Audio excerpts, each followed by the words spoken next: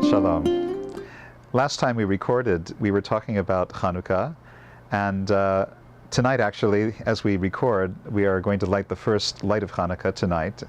That's something to look forward to. And there's a great emphasis on how Hanukkah is the light shining in the darkness. And we're approaching that dark time of year where the moon is diminishing and the sun is diminishing and darkness is increasing in the world, and not just physical darkness, but it seems like moral and political and ethical darkness are increasing as well. A time when we need the maximum of light, certainly. And yet there's an aspect of Hanukkah which is, I would say, militaristic. If we are referring back to the original Hanukkah of 22 centuries ago approximately, we know that it celebrates the Maccabean victory over the Syrian Greek armies, which were far superior in numbers and weapons and professionalism. And the miracle of Hanukkah, aside from the miracle of the cruse of oil that burned miraculously for 8 nights, is that this small band of farmers and peasants managed to defeat this professional army so that they could recapture the temple and rededicate it to the worship of God.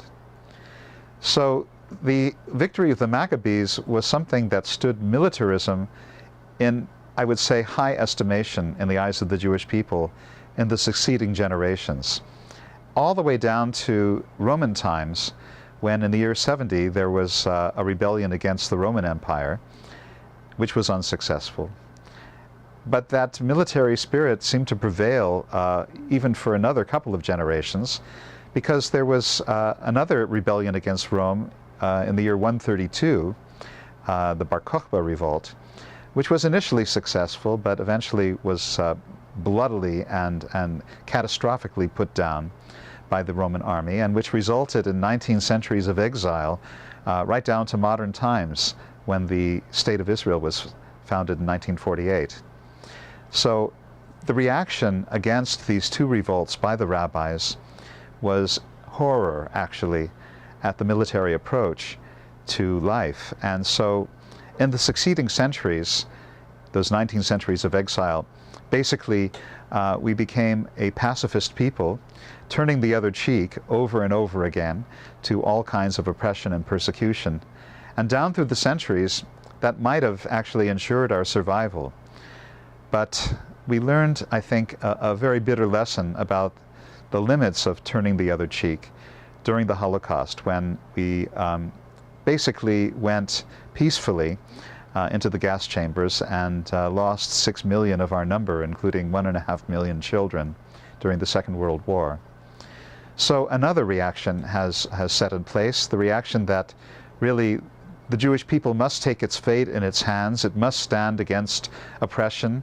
It must engage in military action when the times call for it. And certainly, without a military kind of approach, the State of Israel would never have been born. And I would say also it's true that the State of Israel would not have prevailed these last 66 years.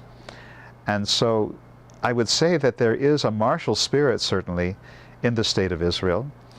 There is a cute little political saying that goes something like this: if tomorrow the Arab world laid down its arms against Israel, there would be peace. If tomorrow Israel laid down its arms, there would be no Israel. And so we're talking about a situation where the military is a very important part of the State of Israel. Without it, it would not exist. And yet it's kind of a sad reality that we have to depend on an army in order to survive. So we have these two conflicting currents within Jewish tradition, one in which the rabbis de-emphasize the military aspect of Hanukkah in favor of the miracle of the cruse of oil, and then the modern Zionist vision, which says if there's going to be redemption, we have to stand up and fight for it. And that has been, I think, the successful course of action these last several decades with respect to the founding of the State of Israel and its continuing to flourish in a very hostile neighborhood in the Middle East. So as we light the lights of Hanukkah tonight, we should remember the miracle of Jewish survival and how pacifism was really the basis of our survival down to the modern era, but how in the modern era it's been a military martial approach that we've been dependent upon in order to survive. And this is one of the very interesting contradictions of Jewish life, but I think something that we can celebrate this Hanukkah, this year, that we have survived all these centuries, and that Israel has continued to survive and flourish as well as it has. So wishing you all a Hanukkah of light, and Shabbat Shalom.